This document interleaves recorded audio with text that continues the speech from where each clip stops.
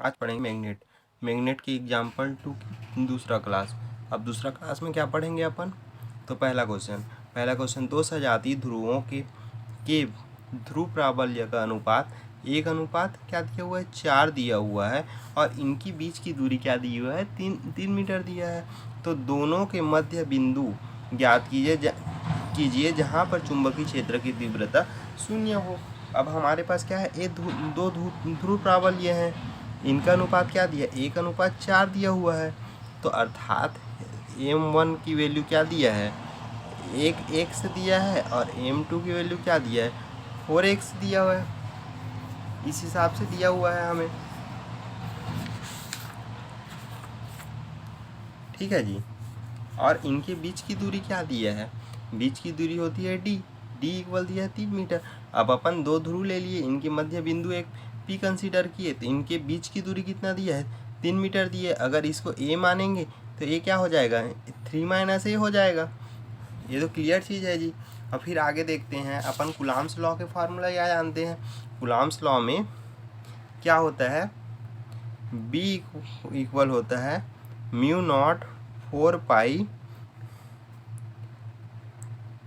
m1 और इसकी दूरी क्या हो जाएगी जी a1 की स्क्वायर हो जाएगी। अगर b1 के लिए देखेंगे और b2 के लिए देखेंगे तब क्या हो जाएगा μ0 4 पाई m2 और क्या हो जाएगा, यहाँ अगर इसको a ले लिए तो ये क्या हो जाएगा 3 - a हो जाएगा। तो इसकी भी स्क्वायर नहीं हो जाएगी जी, ठीक है। अब दोनों को इक्वेट करने के लिए तो समीकरण 1 या 2 से, समीकरण 1 व 2 से, तो समीकरण 1 और 2 को दोनों को एक साथ लिख दिया तो क्या हो जाएगा 4 पाई इंटू m1a² इक्वल μ0 4 पाई m2 हो जाएगा। और फिर क्या हो जाएगा 3 - a²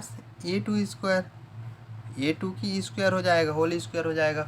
अब इसमें क्या हम लोग m1 m2 की वैल्यू तो रखे हुए हैं, तो ये दोनों वैल्यू को रख देंगे क्या जी।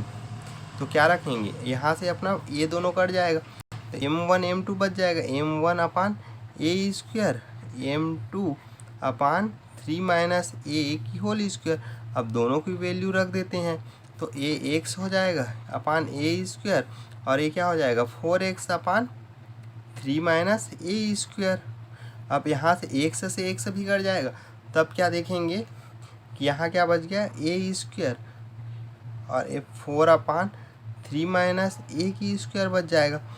अब दोनों पक्ष में वर्ग करने पर, अब वर्ग करेंगे तो क्या हो जाएगा जी, दोनों पक्षों में क्या करेगा वर्गमूल कर देंगे। वर्गमूल करने पे क्या हो जाएगा अपने को, यहाँ लिख देता हूँ, दोनों पक्षों में अंडर रूट करने पर, तो ये क्या हो जाएगा अंडर रूट होगा तो 1/a हो जाएगा, √4 का क्या हो जाएगा जी 2 हो जाएगा और इसका 3 - a हो जाएगा। अब a इस तरफ आ जाएगा तो क्या हो जाएगा 3a × 2a। अब ये क्या हो जाएगा, अब a इस तरफ चले जाएगा तो 3a हो जाएगा, तो a इक्वल क्या हो जाएगा 3 इक्वल क्या हो जाएगा 3a हो जाएगा, तो 3 से 3 कट गया तो a इक्वल क्या हो जाएगा 1। तो इनके मध्य में जो होगा दूरी, ये क्या बोले चुंबकीय क्षेत्र की तीव्रता 0 कहाँ होगी, तो 1 मीटर पे चुंबकीय क्षेत्र की तीव्रता 0 होगी, ये बोल सकते हैं अपन इस क्वेश्चन में, ठीक है। अब अगला क्वेश्चन देखते हैं जी। एक छोटे दंड चुंबक का चुंबकीय आघूर्ण अर्थात m की वैल्यू दिया हुआ है 0.48 दिया हुआ है और क्या दिया है, इसकी यूनिट क्या दिया है जूल प्रति टेस्ला। टेस्ला आजकल तो गाड़ियों में चल रहा है बहुत। और चुंबक के केंद्र से 10 सेंटीमीटर की दूरी पर चुंबकीय द्वारा उत्पन्न चुंबकीय क्षेत्र पर परिणामी दिशा, अक्षीय स्थिति और निरक्षीय स्थिति। अब क्या बोल रहे हैं चुंबकीय अक्ष 10 सेंटीमीटर की दूरी अर्थात d की वैल्यू दिया हुआ है, 10 सेंटीमीटर, तो इसको मीटर में कन्वर्ट करेंगे तो 10 इंटू 10⁻², मीटर हो जाएगा जी। ठीक है, और तो इसको और आगे लिख सकते हैं 0.1 मीटर भी लिख सकते हैं। अब अपन क्या जानते हैं, अक्षीय स्थिति में देखते हैं पहला, अक्षीय स्थिति में। अब अक्षीय स्थिति होता क्या है जी, तो B इक्वल हो जाता है μ0 4π 2m d³ हो जाता है। अब इसकी उसमें रिस्पेक्ट में क्या जाते हैं 10⁻⁷ और 2m d³ हो सकता है। तो अपन को पता है कि 10⁻⁷ होता है, 2 इंटू m की वैल्यू क्या दिया है 0.48 दिया है, और d की वैल्यू क्या दिया है 0.1 की क्यूब दिया है। ठीक है, तो अब इसको आगे जब हल करेंगे तो क्या आ जाएगा जी, इसको जब आगे हल करेंगे तो इसका वैल्यू हो जाएगा 9.6 इंटू 10⁵ टेस्ला। क्या आ जाएगा, अक्षीय स्थिति में। अब ऐसी दूसरी स्थिति दिया है, अब निरक्षीय स्थिति में निकालना है।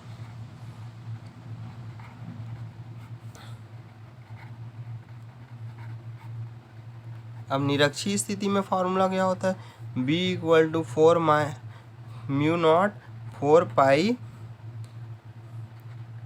m/d² होता है। अब इसको क्या लिख सकते हैं 10⁻⁷ इंटू m/d³ हो जाएगा। तो अब d³ की वैल्यू अपने को पता ही है, d की वैल्यू, और m की वैल्यू भी पता है। तो 10⁻⁷ इंटू 0.48 अपान 0.1 की क्यूब। अब इसको जब आगे हल करेंगे तो क्या आ जाएगा 4.8 इंटू 10⁻⁵ टेस्ला। ये क्या हो जाएगा, निरक्षीय स्थिति में हो जाएगा। अब फिर आगे देखते हैं। अब तीसरा क्वेश्चन, एक छोटा डन चुंबक के केंद्र पे निरक्षीय स्थिति में 20 सेंटीमीटर की दूरी।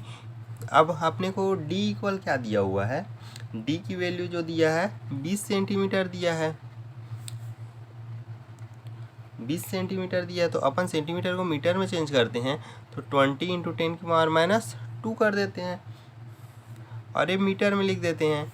फिर और दूरी पर है, और 3 इंटू 10⁻⁴ वेबर पर मीटर की चुंबकीय क्षेत्र उत्पन्न करती है। अर्थात क्या करती है, चुंबकीय क्षेत्र उत्पन्न करती है। ठीक है, तो चुंबकीय द्विध्रुव का आघूर्ण ज्ञात कीजिए एक छोटे डन चुंबक में निरक्षीय स्थिति। अब निरक्षीय स्थिति में रखते हैं, तो निरक्षीय स्थिति में अपना चुंबकीय आघूर्ण में जो बल निकलेगा वो क्या हो जाएगा 3 इंटू 10⁻⁴ वेबर पर मीटर हो जाएगा।